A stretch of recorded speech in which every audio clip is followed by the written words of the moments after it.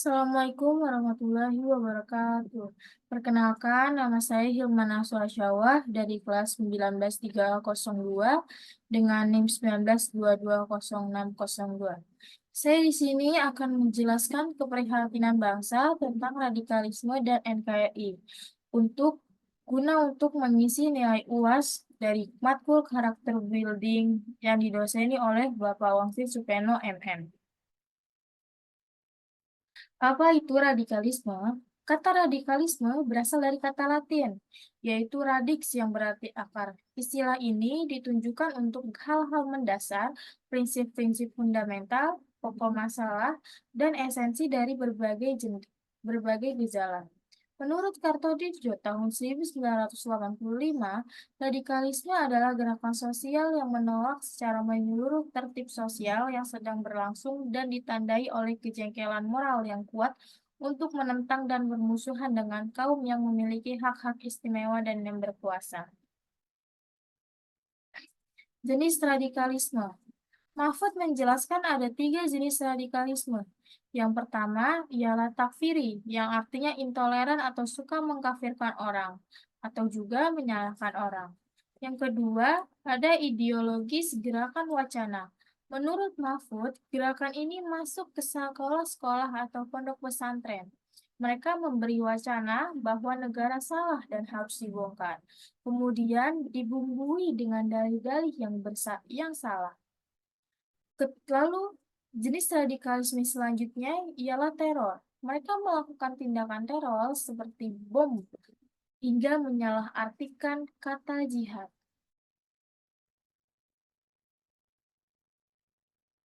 Faktor penyebabnya. Menurut Aziumardi tahun 2012, terdapat beberapa faktor yang menjadi penyebab atau sumber masalah dari tumbuhnya paham radikalisme pada seseorang. Yaitu yang pertama, ialah pemahaman keagamaan yang literal, pahamnya seseorang terhadap ayat-ayat Al-Quran yang hanya sepotong-sepotong ia pahami. Pemahaman seperti ini yang menjadi arus utama penyebab tumbuhnya paham radikalisme pada seseorang. Bacaan yang salah terhadap sejarah umat Islam yang dikombinasikan dengan idealisasi secara berlebihan terhadap umat Islam pada masa tertentu. Deprivasi politik, sosial, dan ekonomi yang masih bertahan dalam masyarakat. Kelompok-kelompok ini dengan dogma eskatologis tertentu bahkan memandang dunia sudah menjelang akhir zaman, sehingga mereka sudah waktunya bertaubat melalui pemimpin dan kelompok mereka.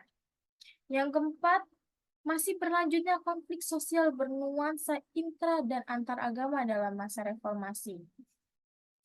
Kemudian, faktor dari penyebaran radikalisme dapat juga melalui internet. Selain menggunakan media kertas, kelompok radikal juga memanfaatkan dunia maya untuk menyebarkan buku-buku dan informasi tentang jihad. Dampak radikalisme. Yang pertama, terancamnya keutuhan dan kesatuan NKRI. Usaha kaum radikal yang dilakukan melalui beberapa pendekatan dengan perkumpulan agama, pendekatan orang tua kepada anak, dan lain sebagainya. Berkembangnya radikalisme membuat ancaman dan kekerasan semakin merajalela di mana-mana. Mereka masuk ke segala aspek kehidupan dan memecah persatuan bangsa. Terancamnya kedaulatan yang terjadi jika lembaga dan sistem kebijakan negara sangat lemah dan penduduknya satu persatu mulai tidak memiliki rasa persatuan sehingga jika terjadi sebuah permasalahan yang kecil bisa dibesar-besarkan oleh para kaum radikalisme.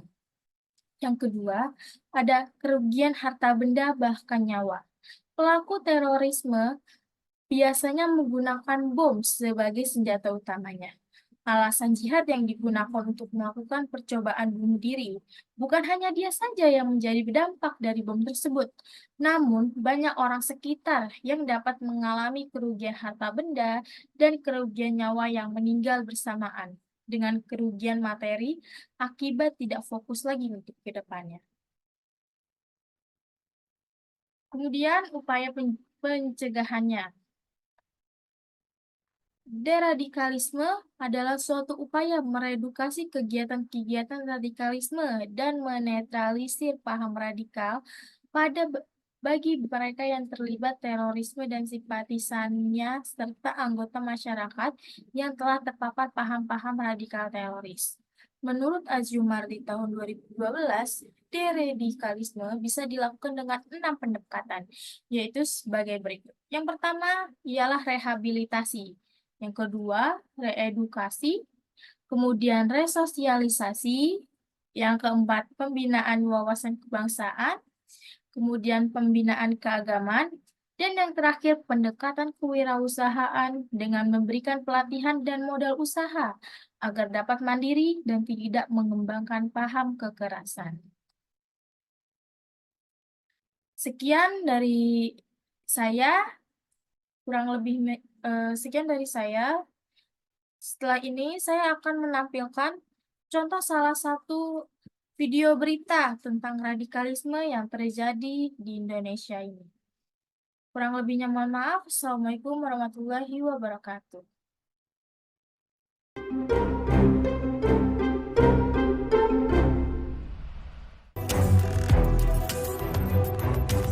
Terorisme mengoyak rasa aman di negeri ini. Polisi menyebut Jamaah Ansarut Daulah atau JAD sebagai pihak yang bertanggung jawab atas peristiwa bom bunuh diri di Makassar, Sulawesi Selatan. Polisi terus memburu kelompok JAD, tetapi jaringan ini makin aktif membentuk sel dengan merekrut anggota. Pernah kita saksikan bersama ada pembayatan massal di Makassar, ada penangkapan 21, 28 Makassar dan Gorontalo. Sel-sel itu, akar-akar itu kemudian yang pada saat dicabut satu tumbuh 1000. Dunia maya dimanfaatkan oleh kelompok radikal. Tak terbatas waktu dan jarak, doktrin yang diyakini makin masif ditebarkan. Anak muda menjadi sasaran empuk untuk direkrut menjadi pengantin atau pelaku bom bunuh diri, termasuk beraksi seorang diri yang dikenal dengan lone wolf. Jaringan kelompok radikal makin melebarkan sayap. 1001 siasat dilakukan oleh kelompok ini untuk lolos dari radar aparat. Lalu mengapa negara seolah sulit membendung gerakan ini? Misalkan ada satu kasus di wilayah tertentu ada penangkapan, kan nggak semuanya ditangkap, itu biasanya ada sisa-sisanya yang lolos. Nah itu kemudian dia masih melakukan perekrutan, masih melakukan radikalisasi. Jaringan yang belum terdeteksi pasti banget, dia akan menjadi aktor. Kayak misalkan di Makassar yang saya yakin itu adalah dia tidak sendiri.